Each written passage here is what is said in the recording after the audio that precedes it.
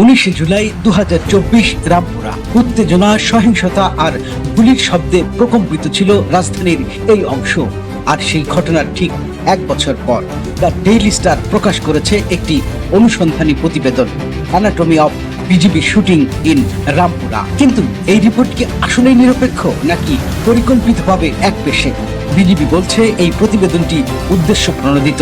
আজ আমরা দেখব সেই দিনের ঘটনাটি নিয়ে বিজিবির বক্তব্য এবং বোঝার চেষ্টা করব আসলে কি প্রমাণ করতে চাইছে দ্য ডেইলি স্টার। বিজিবির অভিযোগ, দেশের শীর্ষস্থানীয় ইংরেজি দৈনিকের মাল্টিমিডিয়া রিপোর্ট আংশিক সত্য আর মনগড়া বিশ্লেষণের মিশ্রণ। প্রতিবেদনে টেক গ্লোবাল ইনস্টিটিউটের ফরেনসিক বিশ্লেষণের বরাত দিয়ে সীমান্তরক্ষী বাহিনীকে সরাসরি হত্যার দায়ে অভিযুক্ত করা হয়েছে।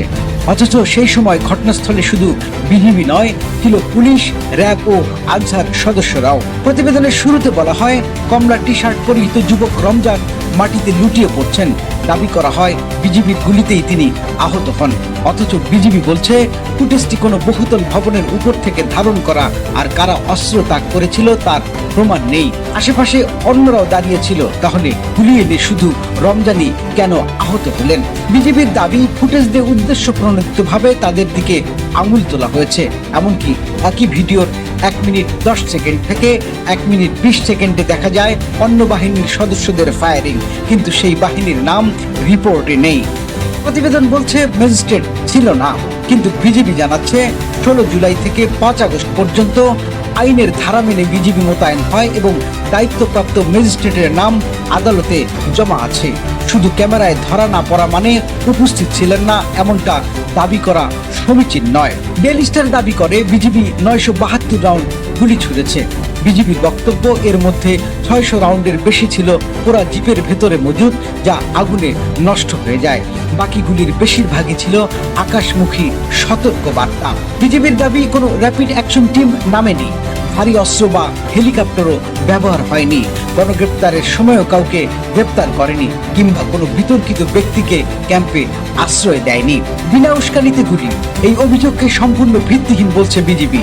পুলিশের ব্যর্থতায় স্থানীয় প্রশাসন জরুরি সহায়তা করেছিল, এই তথ্য প্রতিবেদক নিজেই উল্লেখ করেছেন, কিন্তু সেটি উপেক্ষা করে উপসংহার টানা হয়েছে।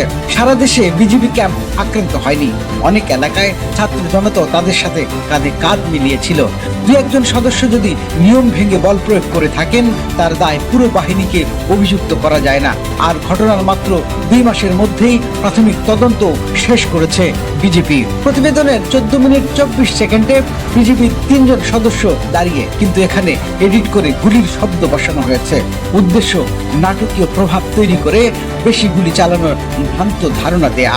বিজেপির প্রশ্ন, এমন সময় এই একপেশে রিপোর্ট কেন, যখন তারা সীমান্তে পুশিং ঠেকাচ্ছে, অবৈধ বেড়া নির্মাণের প্রতিবাদ করছে? তারা চায় সীমান্ত রক্ষী বাহিনীর মনোবল ভেঙে যাক। এর পেছনে কি দেশের বাইরের কারো ইন্ধন আছে? রামপুরার ঘটনায় প্রাণহানি বেদনাদায়ক এবং অগ্রহণযোগ্য। দোষী যেই হোক শাস্তি পেতেই হবে। কিন্তু নির্বাচিত ফুটেজ, অনুমান আর আংশিক তথ্য দিয়ে তৈরি গল্পকে কি ফ্যাক্ট ফাইন্ডিং বলা যায়? আর তাই প্রশ্ন থেকে যায়, আসলে কি প্রমাণ করতে চাইছে দ্য ডেইলি স্টার? এখন এ পর্যন্তই।